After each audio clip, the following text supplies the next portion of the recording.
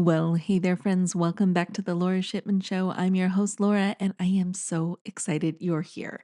Today, we are diving into one of my most favorite topics, and that is vision boarding.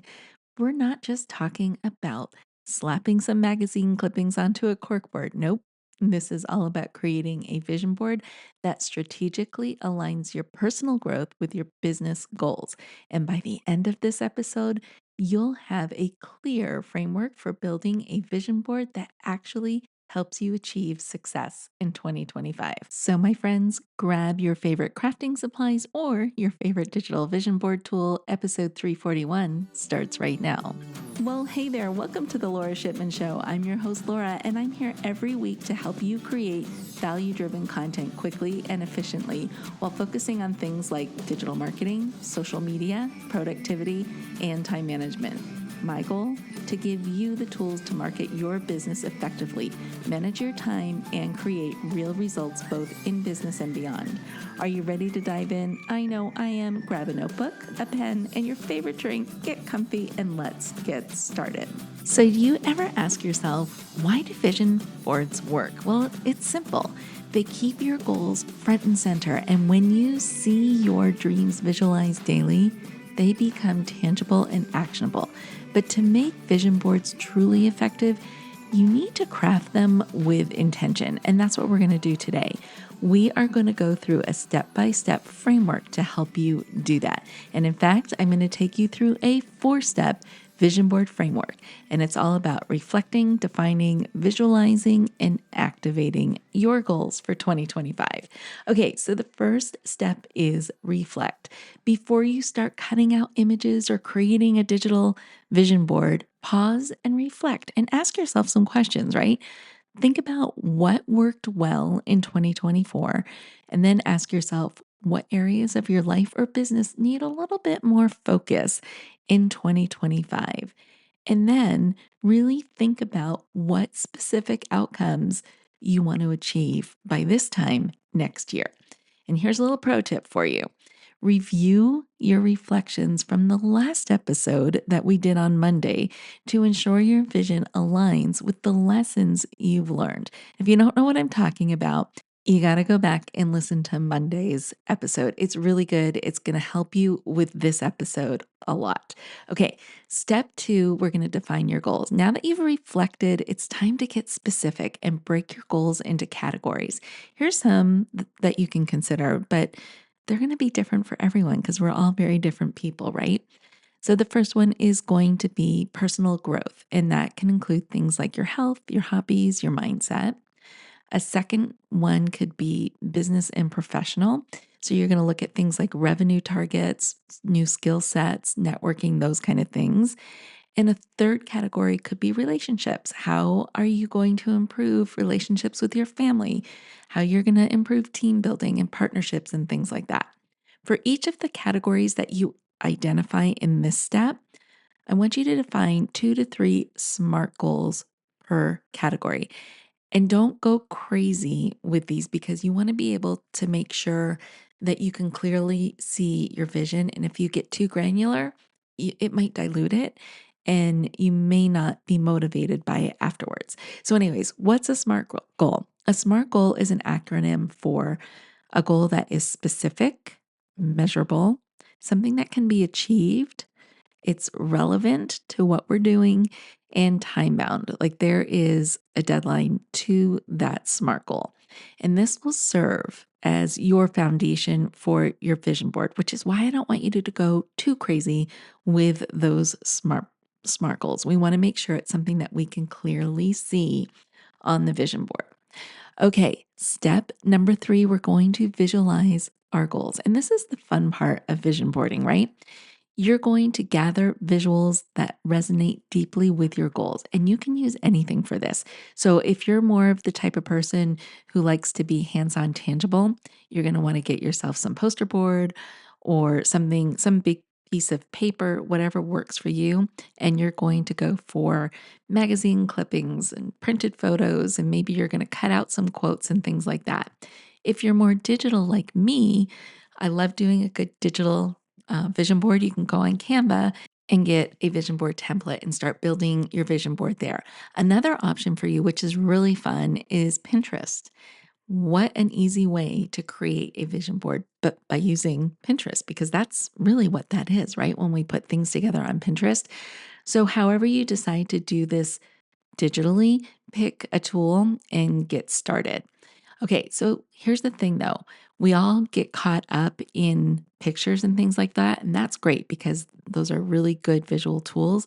But you want to also include keywords, right? Things like phrases or words that will define your year. Whatever those are, you want to look for those while you're putting together your vision board. Some examples just to get you started, you could use words like financial freedom or launch a new product or launch a new service, or maybe you're craving work life balance in 2025. So you're going to organize these visuals into sections based on your goal categories, and then you're going to put it on your board. So, pro tip, and I think we've kind of already gone over this, I love using Canva for my digital vision boards because it allows me to create a custom layout and tweak it throughout the year. Okay. Step number 4 is the activation phase. We're going to activate your vision board. And here's where most people drop the ball. And you're not going to be that person, right? They make the vision board, but then they forget about it. They put it somewhere, put it on a shelf, they put it in a drawer, and it's forgotten. But not you in 2025. This is what you're going to do instead. You're going to place your vision board somewhere where you'll see it daily. So, whether that is on a bulletin board somewhere, maybe it's part of your morning routine where you're going to spend some time with your vision board and actually feeling what you've put on there and getting really excited about it. You can also just put together a tracker and you track your monthly progress and how you're doing with this vision board. Ask yourself and reflect whether you are actually taking the necessary steps to align with your vision to make that vision happen. And here's a little bonus tip, and I do this all the time and I love it. And this is why I like using Canva is take a picture of your vision board or download your vision board from Canva and use it as your wallpaper for your desktop or your phone. And that just helps you because it just pops up on a daily basis, right? And you see it more frequently than you would if you just spend some time with it in the morning and spend some time with it in the afternoon or in the evening when you're breaking down your day. So, either way, however you decide to do it, whatever works for you, just make sure you're interacting with your vision board on a daily basis. Okay, so now we're at the most important part of the podcast, and that is taking action. Every time I release a podcast, I make sure that you have some sort of action to take, some homework, something that will help you execute on what you're learning here today. And so here's your action item for this episode. Block out an hour this week to create your vision board and follow the 4-step framework and make sure your vision board reflects the life and the business you want for yourself in 2025. And I'm going to do the same thing and we're going to hold each other accountable, right? As a matter of fact, here's what I'd love for you to do. I'd love for you to tag me in social media somewhere, or even just shoot me a copy of it somewhere. I have my email out there on the internet so you can find it and just let me see what your vision board looks like for 2025. Now, if you need help getting started with your vision board, because sometimes it seems like a daunting task, turn to Chat GPT. Seriously. And I always include a prompt for Chat GPT in my podcast. And so here's today's. And again, as always, if you can't jot it down as you're listening, that's okay. It will be in the show notes and you can grab it there. But here's what it is. I want to create a vision board that aligns my personal and business goals for 2025. Can you help me brainstorm specific categories and goals and suggest visual elements that would represent them? This prompt is going to give you a personalized starting point for you to craft a vision board with intention. And that's what we need to do in order to make it happen in 2025. Okay, my friends, that does it for today's episode. I hope you're feeling inspired and ready to create a vision board that keeps you focused and fired up for 2025. In our next episode, we'll explore how to set boundaries that protect your time and energy which are essential skills to have for staying on track with your goals. If you loved this episode, subscribe and share it with someone who's ready to make 2025 their best year yet. And until next time, keep dreaming, keep creating, and let's crush those 2025 goals together. Bye for now. Thanks so much for tuning in today. I hope you found this episode helpful and packed with value. If you enjoyed it, don't forget to subscribe so you never miss an update. And hey, if you know someone who could benefit from today's tips, please share the podcast with them. It's the best way to help others and grow our community. Until next time, keep creating, stay motivated, and I'll see you in the next episode.